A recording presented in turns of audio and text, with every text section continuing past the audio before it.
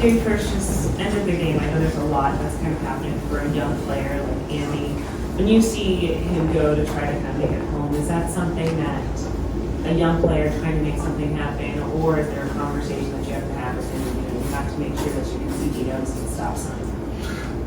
Yeah, it's a learning experience. We've already talked to him a little bit about it, and it's one thing to be defiant and to run through a stop sign when you see it, and there's another thing about trying to make a play, trying to be aggressive, seeing the bobble in the outfield, and that's what he did. He just didn't have his head up to pick up Dino, who was clearly holding him up, but it still took a perfect throw, executed relay, and they made a great play.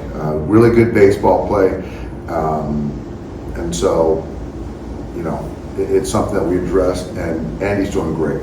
So it's one of those things that we have a young player who doesn't have a lot of experience. You got to run him out there, and that's how they learn. And then with Walker tonight, he kind of talked about how just a little bit of a different approach to their lineup and kind of using some different off-speed pitches, things like that, in which he's able to find success. How have you seen him just kind of having to evolve now as a pitcher in this stage, I guess, in his career? I think he's in the process of evolving.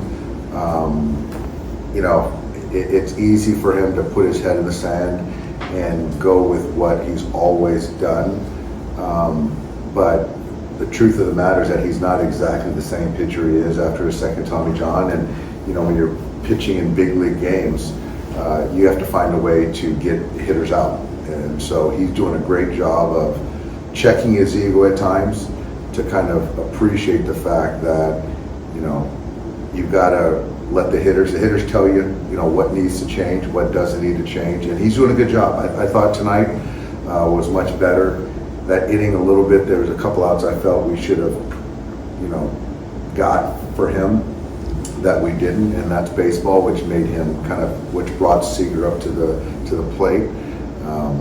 And Corey hit a pitch and took a good at bat. But yeah, I think overall in totality, I thought there was a lot of good things from Walker tonight. We've talked about Walker trying to figure out, how to use the fastball now within the rest of his stuff, like in that at bat with Seager.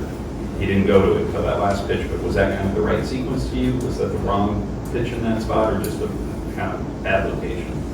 I think that I think I'm pretty good at not doing the second guessing thing, because of results.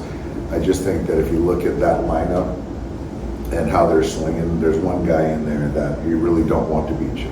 And so with the base open, you really need to be a little bit more mindful instead of, challenging him right there. But, if he pops it up, there's probably not a whole lot said about it. But, to Corey's credit, he had a great at bat and saw everything Walker had in that at bat. Fourth inning, after the first pitch, he went up to the mound to go see him. Was that like a throwing thing? I just saw him kind of like shaking his leg, and I just wanted to make sure that there was nothing wrong, because I saw him do it a few pitches prior, and he assured us that he was fine.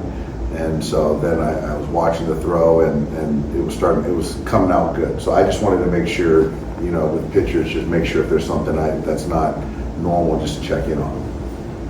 With you guys talked to Potts after the game about that? Yeah, Clay talked to him. I think Dino talked to him, but it's certainly not a reprimand situation. It's just a teaching moment. How does he? What was his reaction and emotion, going through a situation like that? Understanding, talking about what he saw, which was a bobble, and he was going hard.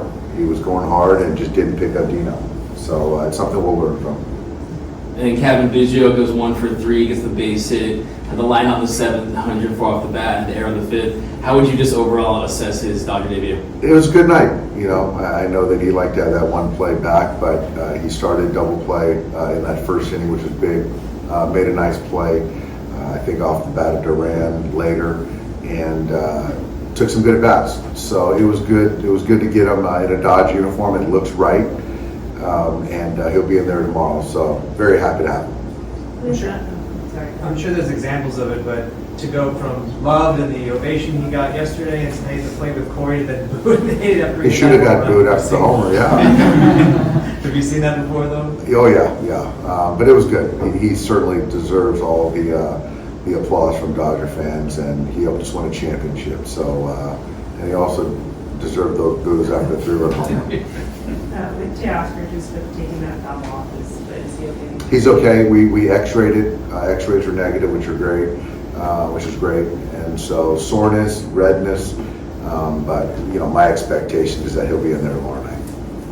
And then pitching thing for tomorrow, do you have any thoughts? Yeah, we're gonna open with Michael Grove, and then we'll kind of everyone is available except probably Banda, and we'll kind of piece it together after that. Shohei last home run, first inning. So what did you see from his?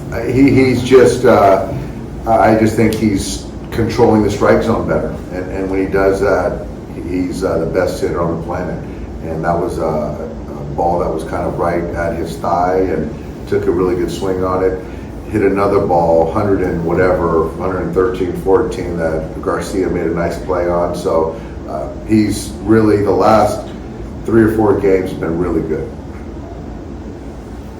Thanks, guys. Yep.